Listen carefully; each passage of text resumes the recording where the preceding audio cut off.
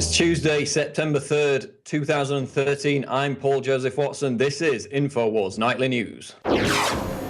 Tonight, Syria's chemical weapons turn out to be sodium fluoride, the same used in the U.S. water supply. Then, as the military revolts against Obama, the mainstream media claims it's nothing but a hoax.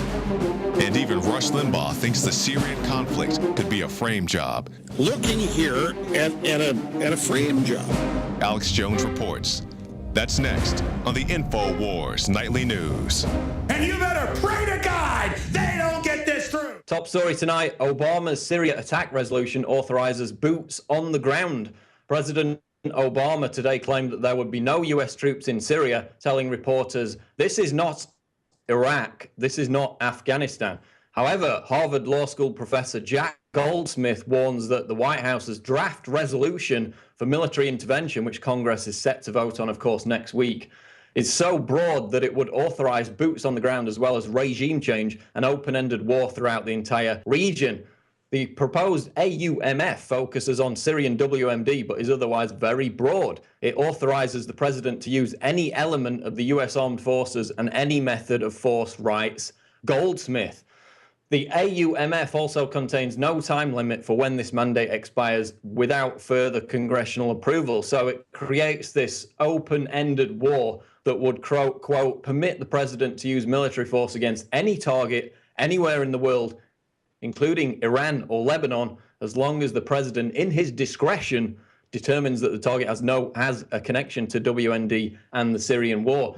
So remember that Kerry and other officials in the State Department have made it clear that if Congress votes no, Obama is going to go ahead and order the attack anyway. Obama was again asked that question today, he kind of evaded it. But as we've seen with the wider war on terror, everything that Congress green lights, whether domestically or in the context of foreign affairs, inevitably gets used for far broader intentions than it was originally justified for. So the question remains, of course, is Obama using this congressional vote as an exit strategy for his potentially embarrassing step back with his red line rhetoric? Or, as Obama himself and other State Department officials have indicated, does Congress even matter since the decision to attack Syria has already been made anyway? And The Hill published an article today which indicates, in fact, that Congress will vote no on military intervention in Syria. At the current, they did an estimation of the nays and the yeses in Congress. Coming up, about 31 Congress members are going to vote no compared to 13. That's confirmed. The rest are undecided. So will we see another convenient attack in the meantime to sway that vote? It remains to be seen.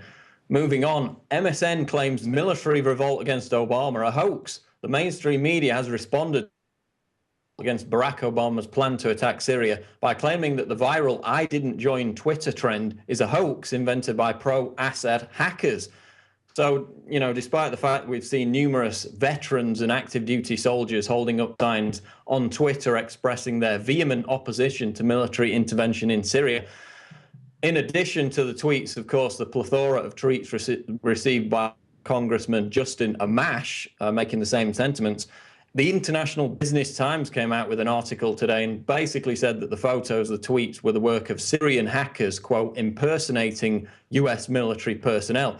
Of course, on the face of it, that's completely ludicrous. The original image of the naval officer expressing his image to the attack on Syria, which, of course, we featured on Sunday, has been verified.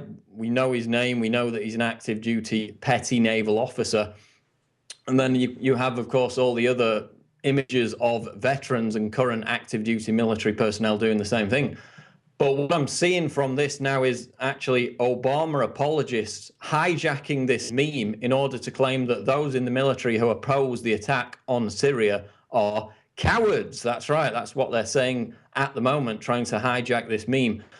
You know, is it cowardly to put your whole career on the line because you feel so strongly about an issue as these active duty and military veterans have done? Is it cowardly to oppose fighting on the side of terrorists who have killed their friends in Iraq? And, you know, if this became part of the national debate, then actually derail the attack on Syria. There's obviously a huge public interest element to this story. It's gone viral on Twitter and Facebook. Yet, just as last week's story about the rebels in Ghouta admitting that they were responsible for the chemical weapons incident, this has received virtually no mainstream media coverage whatsoever. So again, we see the primary control mechanism of the corporate media at work, which is censorship via omission. Nobody's covered this apart from Infowars and, of course, Russian state media, seemingly the pioneers of questioning interesting media, whereas the likes of CNN, ABC, USA Today, the lot of them completely ignore it. So we're going to keep up the pressure. And if you're active duty military, we're calling on you to send your I didn't join images to real Alex Jones on Twitter, and we'll continue to try and force the media to cover this. But a lot of Obama apologists now trying to hijack the meme, claiming that everybody who opposes the attack on Syria who is in the military are cowards, like they're the ultimate patriots. Israel claims joint US missile launch in Mediterranean for target practice. This is out Russia Today. Israel says it's carried out a joint US missile launch in the Mediterranean, having earlier claimed ignorance. Russian radars detected 2 ballistic rockets fired in the region on Tuesday, sparking widespread speculation over who was behind the launch. So first of all, the US and Israel are doing missile tests in the most tension-fraught region of the world right now, firing missiles in the direction, threatening to provoke a war. It's a dangerous act of provocation, and it should be condemned. You know, imagine if Syria fired missiles in the direction of Israel. Everyone would be completely frothing out how irresponsible it was, how much of a dangerous escalation it was, and holding it up as another reason to topple Assad. But when Israel does it, they get a free pass. You know, look at how everybody freaked out when North Korea last tested their missiles. So again, it's a double standard, a complete act of provocation, but Israel gets a free pass when they do it. But secondly, it was interesting to watch the denials, because at first Israel came out they had anything to do with it, shortly followed by the US, who also denied any involvement in this incident. Of course, later, Israel acknowledged that they were behind the ballistic missile test with technical support from the US Defense Department. So again, you know, you can tell they're lying because their lips are moving. But again, it's another dangerous provocation. And it seems to me, and this is the speculation, that the delay in admitting that they were behind it was a means of testing what Syria's response would be if that was a real attack, which of course could happen as soon as next week.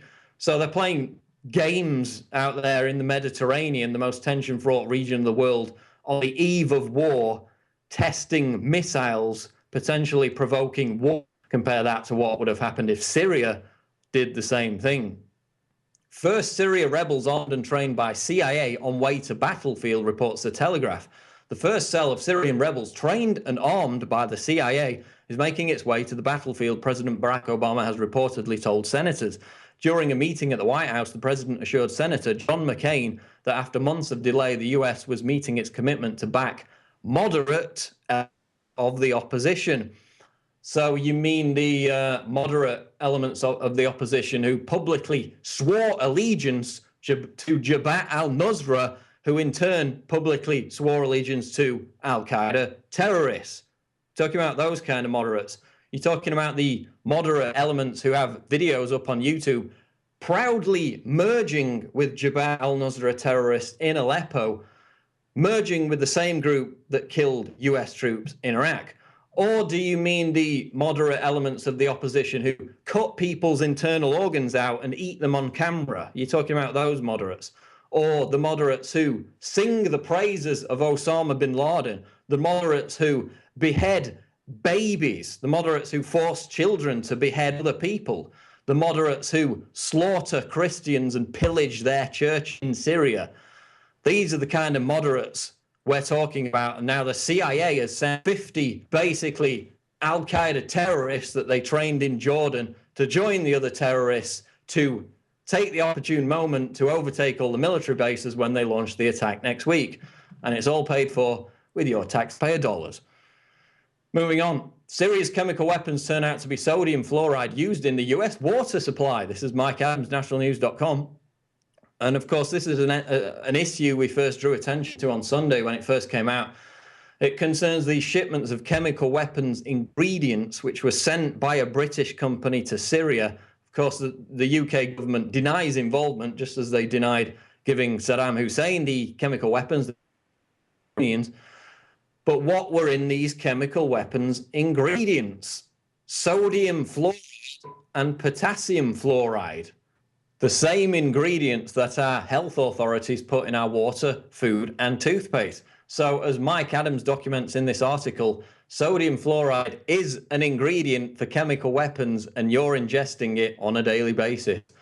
Next up, New York Times cuts references to AIPAC in Syria Debate. The New York Times had an article in which they discussed the Israeli lobby's influence on the congressional authorization to attack Syria, and they cut out 2 whole paragraphs that referred to AIPAC as the 800-pound gorilla. This was the key excerpt that was cut from the article. Quote, administration officials say the influential pro-Israel lobby group AIPAC was already at work for pressing military action against the government of Assad. And it went on to say that these Obama administration officials, insiders, are talking about AIPAC as the 800-pound gorilla in the room, because obviously they're lobbying Congress to support this attack on Syria. So this passage was removed from the New York Times article, which most likely in alliance with AIPAC does not want the American people to know that their Congress members are being aggressively pressured by the Israeli lobby to greenlight the attack on Syria next week. Moving on to other news, Harvard research shows guns don't kill people, people kill people. This is out of Zero Hedge. In an inconvenient truth moment for the anti-gun lobby, Harvard's Don Cates and Gary Mauser have found that there is, in fact, a, quote, negative correlation between violence and gun ownership. Quote, where firearms are most dense, violent crimes are lowest, and where guns are least dense, violent crime rates are highest. And they concluded in this study that the burden of proof rests on the more guns equal more death and fewer guns equal less death mantra, especially since they argue public policy ought to be based on that mantra. But those correlations are not observed when a large number of nations are compared across the world. So yet another detailed, exhaustive study, academic study out of Harvard proving more guns, less crime. I think it's safe to say that we've won the Second Amendment debate until the likes of Piers Morgan, of course, exploit another mass shooting incident. But you can go and read the full academic study proving that an armed population reduces crime at prisonplanet.com. Quote of the day comes from Charles Ruff. Impeachment is not a remedy for private wrongs. It's a method of removing someone whose continued presence in office would cause grave danger to the nation. Going to go to break now, but stick around, because with even Rush Limbaugh now coming out and saying he suspects Obama conspired with Al-Qaeda to frame Bashar al-Assad, Alex Jones has a special report on the evidence for a false flag in Syria and the build-up to war. So stay around for that. Then after the show, we've got part 2 of Leanne McAdoo's interview with Quinn Aker about the recent SWAT raid he suffered and educating Americans how they can get informed on their rights and stand up for their liberties in the face of oppression. So stay tuned for that. Now you can watch Alex Jones live at Infowars.com/show. You'll find links to all of our content there and a free 15-day trial for Prison Planet TV. You can also browse the network, the Infowars Nightly News, and over 60 movies and documentaries all together in one place. You can watch the Alex Jones radio show live as it happened. So check it out, Infowars.com/show. Many anthropologists and archaeologists believe that before man even discovered the power to harness and use fire, we were involved in agrarian activities. That is, taking the seeds of plants and then replanting them to produce more. The very foundation of our modern civilization and human culture is centered around the planting and cultivation of edible plants. Here are some of the amazing deals at InfoWars Seed Center at InfoWarsShop.com. The Survival Seed Vault by My Patriot Supply features only the finest survival heirloom seeds for a robust and hardy garden, even in the toughest times. We also have starter varieties of the deluxe seed packages for fruit, salad, salsa, peppers, medical herbs, and more. Go to the Infowars Seed Center at InfoWarsShop.com. And remember, the revolution against tyranny is growing.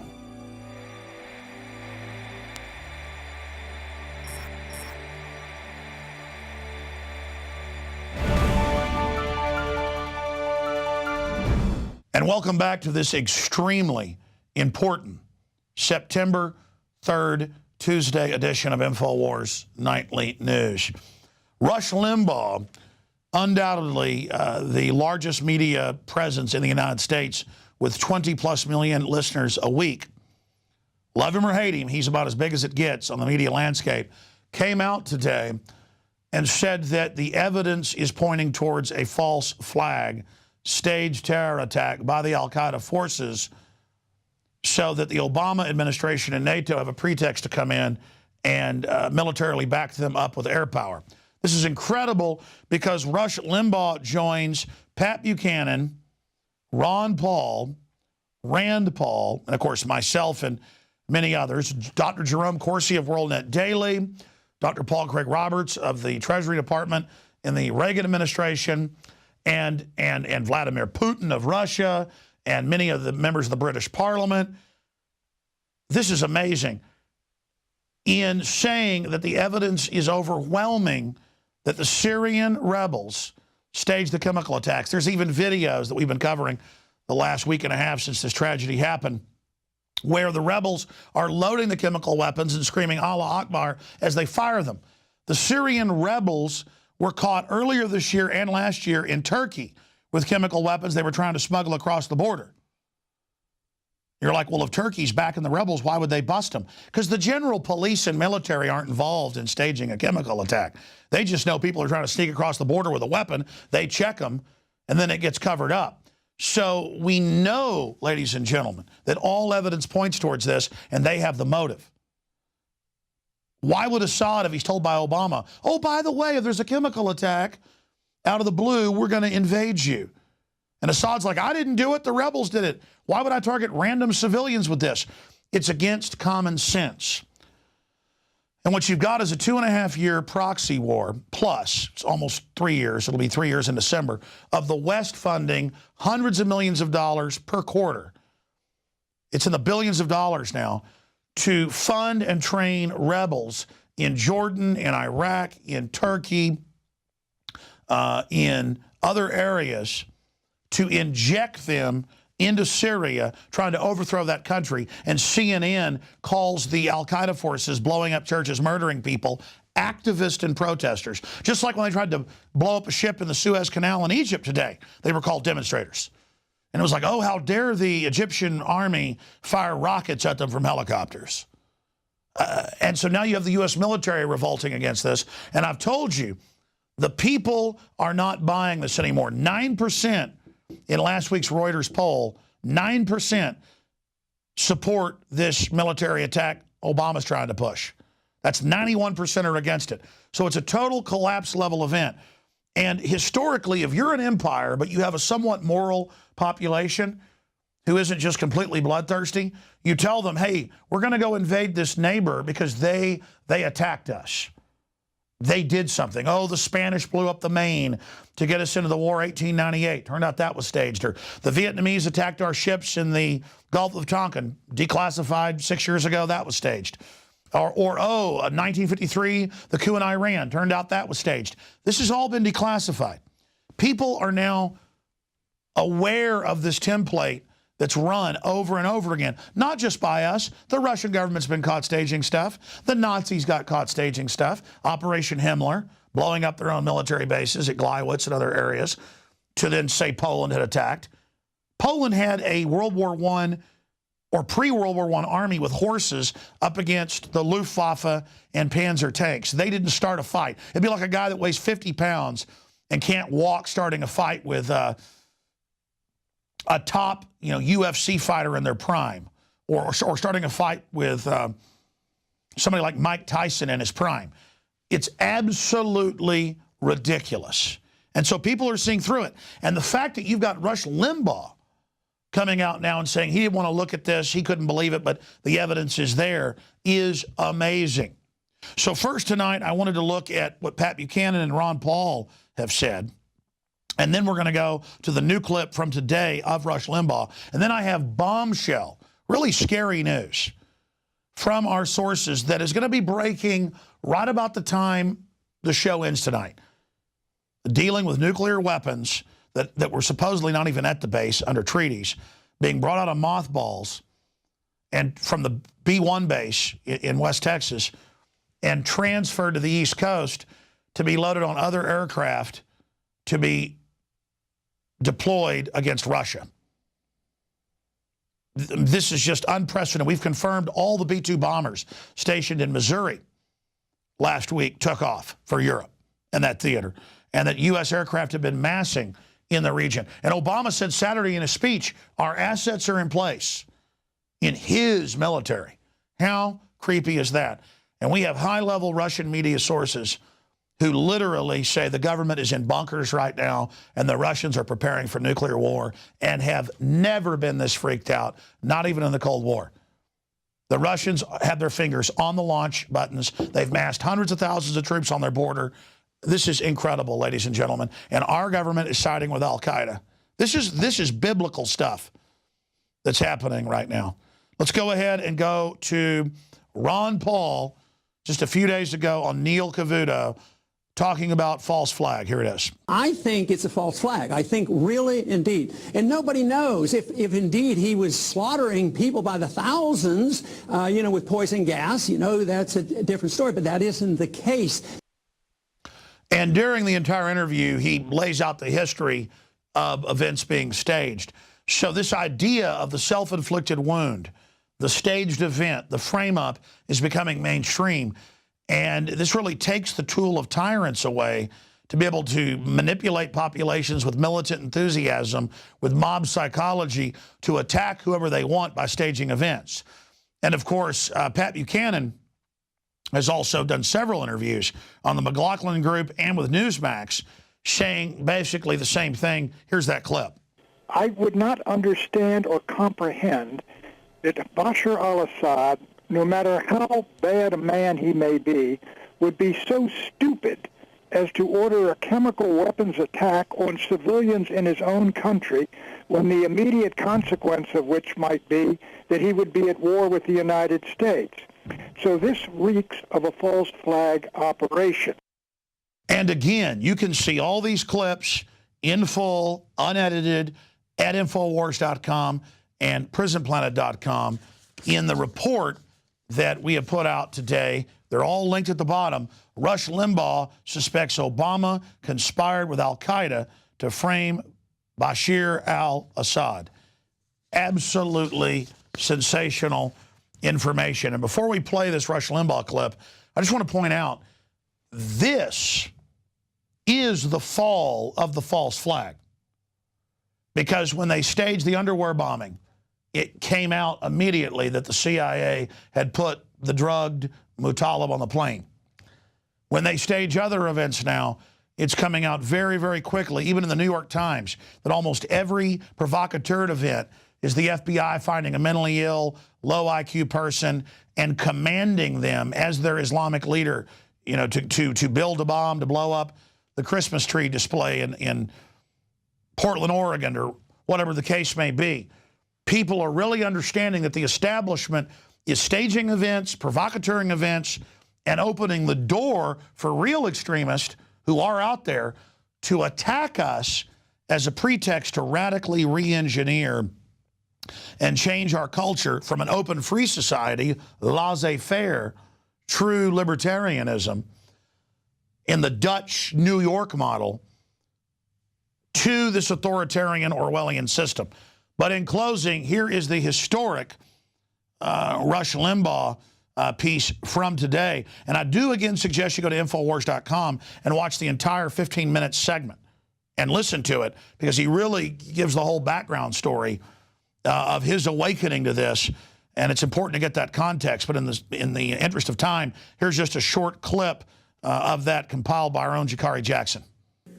There's a growing volume of new evidence from numerous sources in the Middle East, mostly affiliated with the Syrian opposition and its sponsors and supporters, which makes a very strong case based on solid circumstantial evidence that the August 21st, 2013 chemical strike in the Damascus suburbs was indeed a premeditated provocation.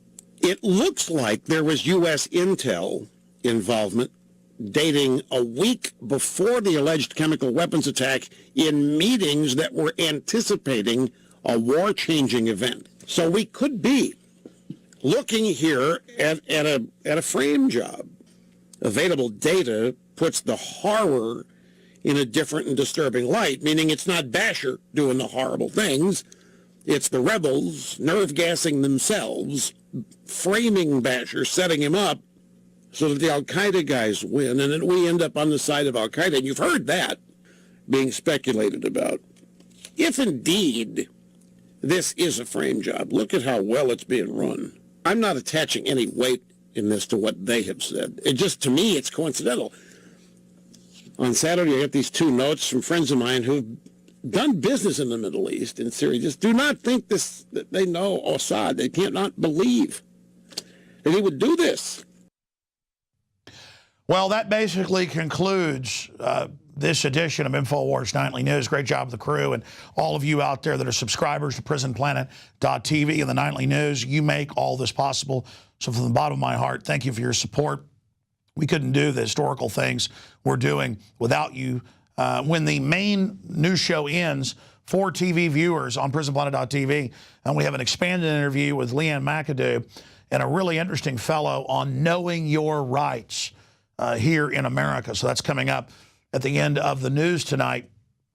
It's evenings like this that I do go home and you know, tuck my children in twice and basically kiss them on the forehead maybe 2 or 3 times, because we are on the verge of what could become World War III. World War III is beginning to start. That doesn't mean it has to happen. And we've had at least 3 other cases where World War III almost happened with the Russians. The problem is the West is not even negotiating with Russia. They're not even negotiating with al-Assad. They are not even trying to actually fix things. They want global crisis. And I look at the bankers that run the New World Order, like the former head of Goldman Sachs, John Corzine. They're mentally ill. They're very intelligent. They're in charge. They have criminal minds that burn with dominant desire. But they don't have wisdom. They have knowledge. They don't have wisdom. And they just are so used to always winning, they think they're invincible. And pride goes before a fall. Like Napoleon turning east into Russia, Hitler turning east into Russia. That's where empires really go to die. And if the Russians have shown anything for all their problems, they will not back down in the final equation. They've been backing down on incremental things for a long time. In fact, to properly quantify that from my study of history, the Russians will back down until they're cornered. But if you corner them, they will not let you just go ahead and completely dominate them. And the globalists have their underground bunkers, all of it. They think they're invincible. They're not. And John Corzine made 40-to-1 bets with other people's money and lost. And I guess he did the right thing because he's not facing criminal prosecution. And why do I bring that up so often? The only reason Bernie Madoff is in prison is because he stole $100 billion, roughly, of other elitist money. That's the only reason. If he would have stole from the general public, he'd have been fine. These people are out of control. They've got to run everything. That's why they want Agenda 21 here, to shut down all the industry that they don't control. They're mafia. And they're not going to stop. So many people think you appease bullies and that they're going to then somehow be nice to you. No. The bully goes for the guy that rolls over every time. Even if a bully's able to kick your butt, if you fight them hard, they're going to go, oh, that guy's trouble.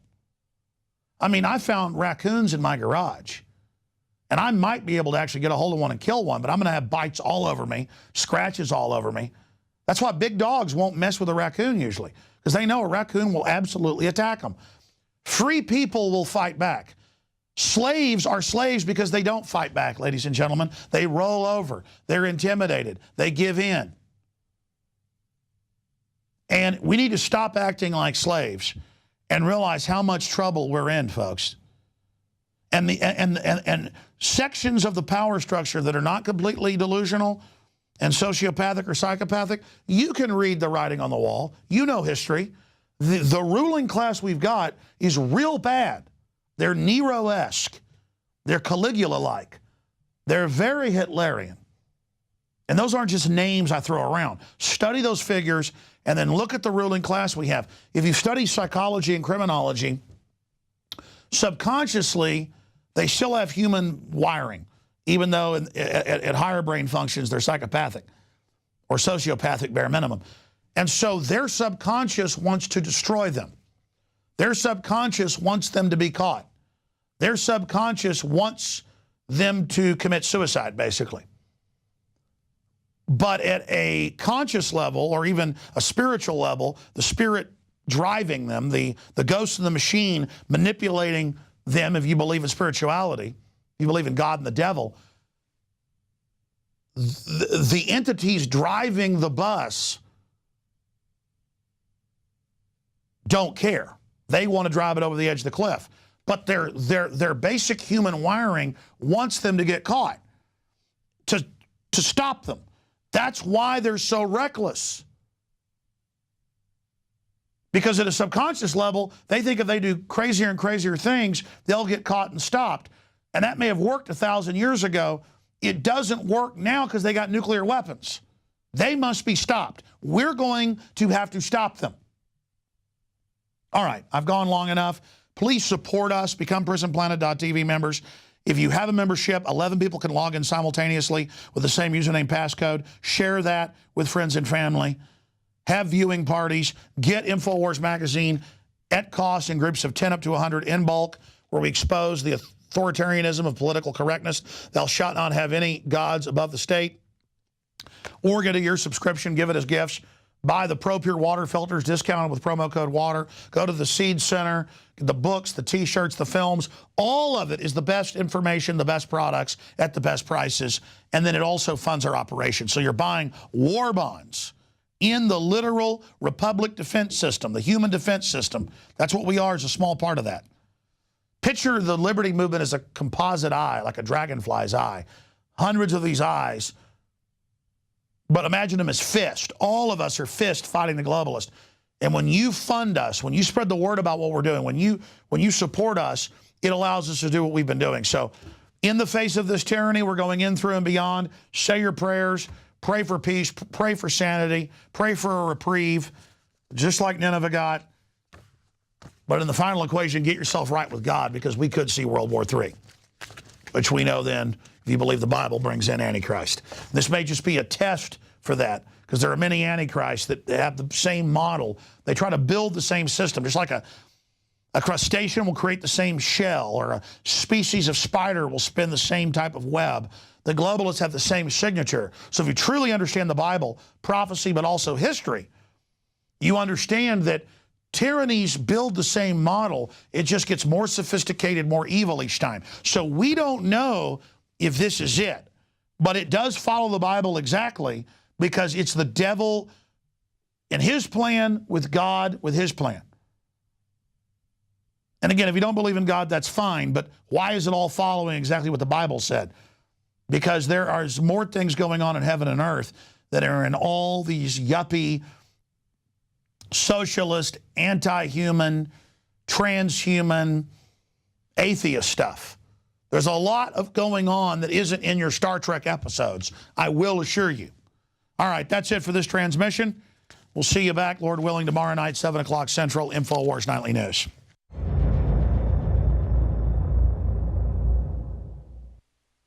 Now you can watch The Alex Jones Show live as it happens at Infowars.com/show.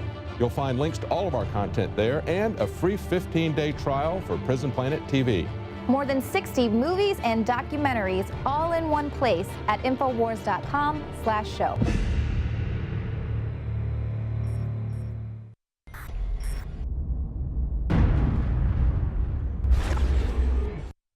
earlier in the week, we were speaking with Quinn Aker. His property, the Garden of Eden, was the subject of a SWAT raid.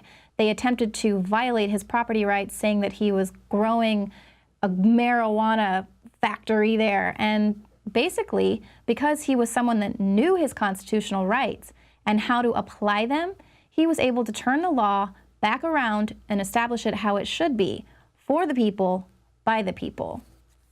Okay, Quinn, so let's get into how people can empower themselves and actually apply the laws that are there and meant to protect them. You know, it's really sad. It's really sad what the current state of affairs have come to, because, you know, back in the day when our country was so great, the reason why it was so great is because the government was there to serve and protect the people. And the government employees, the public servants, were there to be the servants of that, of that. So, you know, the reason why our country was so great is because we had freedom. It was, it was by the people, for the people. And, in the beginning, government officials were, they were like heroes. You know, back in the day, the sheriff was the greatest man in the town, the person that everyone could trust and everyone could rely on. And, back in the day, the mayors, were the people that everyone trusted the most and liked the most and had the best interest of the town or village or community at hand. And the only thing that the government did was, just serve and protect the people's rights. Well, now, we're in a situation where basically the government's only job now is to tax, license, and regulate everything. And that's why now, we've got obviously all of this blatant violation of rights happening all over the place. We're not the only ones here. Mm-hmm. And that's part of why I started studying the law myself, is because it became very apparent to me that the government isn't actually following the law. And if I can't enforce the law, then it's definitely not going to be enforced for me. So I took it upon myself, and actually it used to be your responsibility. It used to be known that it's your responsibility to know the law. And when you became an 18-year-old man, if you couldn't, handle yourself in court, you weren't considered a man. And everyone knew what their rights were. Everyone knew how to handle themselves in court. Everyone knew the law, because that was just a natural part of living a free, responsible, honorable life. And now almost nobody knows the law. Right. And part of the reason why is because they've created this super complicated system of new law, which is basically all statutes and codes. So there's over 8 million laws in the United States, most of which are all just statutes and codes and, regulations and all sorts of crap that doesn't actually apply to, free men and women. It applies to fictional entities. It applies to businesses. It applies to beings in their official capacities. Exactly. So you had been fighting the jurisdiction and the city codes that they were trying to enforce on you since February, things that were applied to your property, and you were able to supersede those rules basically with the supreme law of the land, which is the Constitution. So what is some advice that you have to other homeowners that might be dealing with some of these same things?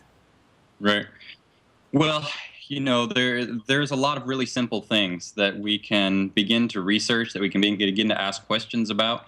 Anytime you're going to deal with the law, you always want to be real sure. You always want to be real careful. The law is not designed to just throw around. It's not like some, backyard argument where you're like, what, huh? Yeah, what?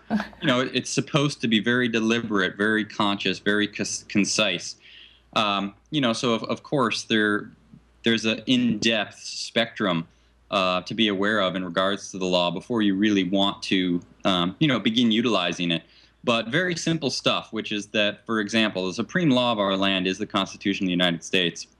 And the Bill of Rights very specifically, dictates that, our rights, which we're born with. See, the Constitution doesn't give us rights, right? A free man can't be given rights, otherwise you're not free. They can be taken away.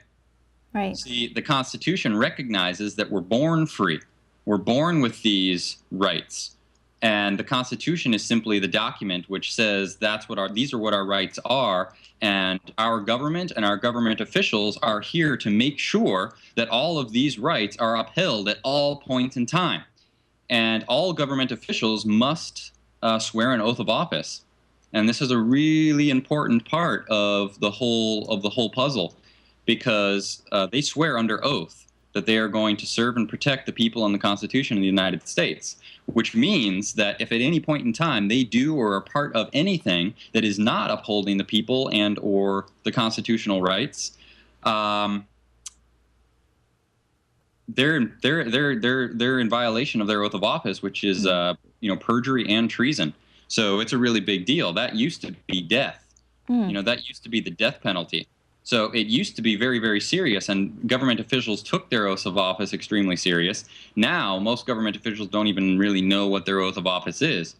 So oaths of office are really important, and that's one of the ways that you can allow government officials to know that that they have an oath of office, and that that they have sworn an oath to serve and protect you and the Constitution, which means that if they don't do that, they are guilty of perjury and or treason. So that's a really good way to let them know that you know how to hold them accountable, you know what your rights are. The Bill of Rights, like I said, a really important document, a really, really important document. Everyone should know what those are. We have a right to our spiritual path. There can be no dictated belief system, right? We all get to choose what we believe in or what we don't believe in. We all have a right to be secure in our property, in our person, in our effects. We have the right to free speech, the freedom of press, to bear arms. These are all really important rights of which our country was founded upon, and that's why we thrived. Contract law is also really important, and that's what we used to establish the power with the city. So we have our rights, and we've already claimed those. Our rights are inalienable. So all we have to do is establish on the record that that exists. See, most people, it gets a little complicated once we start going into this, but most people are actually living in their official capacities. They're living as corporate fictions. And the way I can prove that is that, on your driver's license or birth certificate or social security card, your name's going to be printed in all caps. And you only print corporate entities in all caps. If you know proper English grammar, you know that the proper spelling for a living, breathing man or woman is, first capital letter, lowercase. So they've gotten people to operate in their official capacities. That's where all these 8 million laws start applying. They don't apply to living, breathing men, yet living, breathing men and women are acting like they do apply. So statutes and codes, for example, that's not real law. That's meant to govern business and, beings in their official capacities. So we sent them a lawful notification. In that lawful notification, we said, for the record, we know that we have these rights. We know that these rights are protected for us pursuant to the Constitution of the United States of America, which is the supreme law of the land. We also know that there are no laws, statutes, codes, ordinances, regulations that can supersede the supreme law. So what that means is that if there's a statute which, they do exist and they're written, so like a statute will say, you're not allowed to have tall grass. Well, if that gets in the way of my inherent inalienable rights, then it's void ab initio because it can't supersede the supreme law. What we did is we sent this, document saying that we have these rights, and unless you can prove that we don't, and unless you can prove that you have authority over these rights, and or you are aware of a law that supersedes these rights, which there isn't, there can't be, then under penalty of perjury, let us know what that is. So, we send them this lawful notification, and we claim on the record what our rights are, and then we give them the opportunity to rebut that.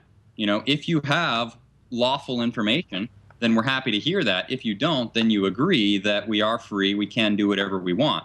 So they tried to cite all sorts of statutes and codes and ordinances that interfere with our inalienable rights. And so what that means is that those statutes and codes and ordinances now are void ab initio because they can't supersede our inalienable rights. Right, and you were also saying that it's important to understand, I guess, sort of legalese rather than street slang. You can't really write a petition or anything like that, you have to use the proper terminology? Right. Everything in law must be written in law and, be defined by law and must conform to law. So, there's a huge difference between a word that you think you know what it means and what most people would agree it means, and then what it actually means in court, or what it actually means in lawful terms. So there's actually a dictionary which is called Black's Law Dictionary. And the Black's Law Dictionary has the lawful definition, meaning the definition that's used in court or in lawful matters. And, they've tricked the people very purposely with this in many ways. So the word understand, for example, is one of the most commonly used devastating words of power. The word understand, according to the Black's Law Dictionary, means I stand under and I agree. So the first thing that every judge is going to ask you when you go to court, say for a code compliance issue or a traffic ticket, they're going to say, do you understand the charges? And what people think that means is, do you comprehend what the charges are? And so people say, yes, I understand the charges. And as soon as you do that, you've already given them jurisdiction, you've already given them authority, and you've already agreed to those charges. So you've already lost. And, it's just designed that way. So you have to know what the words actually mean in law in order to use them properly, in order to write documents properly. So in a way, it is very easy to do the things that I'm talking about. But, it also definitely requires some education. But really, you have to ask yourself, how much longer can we go not knowing about the law? And how much worse is it going to get if we, the people, don't start enforcing the law? So how do you go about learning and understanding your rights and then being able to apply them? Is that really difficult? And is it a difficult thing to grasp without going to law school? Well, our rights are very simple, and that part is very easy to grasp. And a common law, which, it's called common law because it's, for the common man, for the common woman. It's relatively simple. Due process of law is relatively simple. Like I said, they've overcomplicated law on purpose. Now, part of the way they've done that is with what you call attorneys. Now, attorneys, they're, see, it's this whole part of the whole scam, because attorneys are just trained in the bar. And what they do is, you don't have to have a license to practice law. It's one of our rights to practice law. So what attorneys are doing is they're doing legalese. And it's all the complicated crap, really, that you don't need. And it's just all overcomplicated stuff, of which they've made it that way on purpose. When the attorney passes the bar exam, they actually swear an oath of fealty to the crown, to the British crown. Jeez. Yeah. So that's just a fact. So they're already. I did not know that. Right. They're not representing. They're not representing your true rights. They're not representing your true power. They're not representing, the constitutional supreme law. They're following the processes that are required for them to follow according to the bar. And that's why they refer to the judge as your honor. Right? You don't have to refer to the judge as your honor. Right? Because the judge works for you, right? The judge is my public servant, right? In fact, it very specifically says in our supreme law that you shan't ever refer to a government official with any reference of nobility whatsoever. So, it just shows you that they're all in bed with each other in this whole big scam. No wonder they don't want people to, they try so hard to confuse us, and they do not want us to be empowered to know our rights, to understand, to stand under or to get it. So we know where their authority lies, and we really do have the power. It's just that we as people need to reclaim that power and understand how to enforce it and how to apply it. You actually offer free classes, is that right, there at the Garden of Eden? Yeah, we have gatherings and meetups from time to time where we talk about the law, we talk about our rights, we talk about you know, most of it really, it's all mental, because what you gotta, it's really hard because we've been raised since children to be scared of authority, you know, to be scared of the police officers and the law, and to, you know, to sort of like, oh God, it's the law. And so we've got this just, you know, mental conditioning that's really hard to break through. And we've been living our whole life where it's like, oh, you know, we have to have a license for everything. Well, you can't license, you know, rights that we already have. So it's, you know, it's all just a bogus sham. Like, you don't have to have a driver's license to travel between space and time. You don't have to have a license plate to operate you know, an automobile. Right, or pay taxes. We've just bought into this whole system. Nope, you do not have to pay taxes. You know, it's very easy actually to enforce the truth once you know the truth, but you got to get it through your head, and that conditioning is really hardcore. So most of the work really is just sort of like getting it through your head of, oh my God, the whole world I know has been a lie. Mm-hmm. You know, that's the real crazy part. Well, yeah, and it's scary to think that we have that much power, and all it takes is just one little paradigm shift. Yep. and that's why I'm doing this interview right now, and that's why I'm doing a lot of other radio interviews, is because it's time. You know, it's time that paradigm shift happens, that people wake up and realize, oh my God, we are the power, because we are the power. And it's been that way since this country was founded. We the people, for the people, by the people, for the people. You know, that's the supreme law of the land, and it always has been, and it always will be. So, you know, we just have to wake up and claim that power and enforce that power, and the whole world changes. Woo!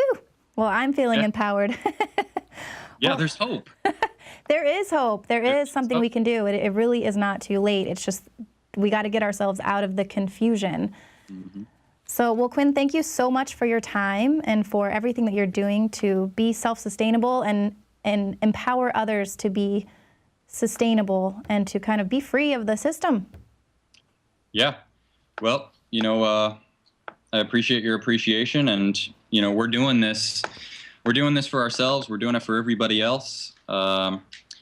You know, and, you know, we're not here to change people, and we can't really change people, but there's a lot of awesomeness to potentially tune into here and glean from. Absolutely. Well, keep in touch. Let us know what's going on over there in the Garden of Eden. Yeah, keep up the good work. I appreciate it, Leanne. Thanks, Quinn. All right, well, that is very powerful stuff. You see why it is so important that we all understand our rights and how to exercise them. That's the key there. You can actually learn more about the classes at intothegardenofeden.com, and also any purchase that you make at the Infowars store will come with a free Citizens Rulebook. In there, you'll learn all about jury trials, your rights as a juror, as well as understanding the Constitution and the Bill of Rights. So go ahead, and any purchase, you can learn how to protect yourself. Thank you so much for watching. Join us here every Monday through Friday at 7 p.m. Central. For the Infowars Nightly News, I'm Leanne McAdoo.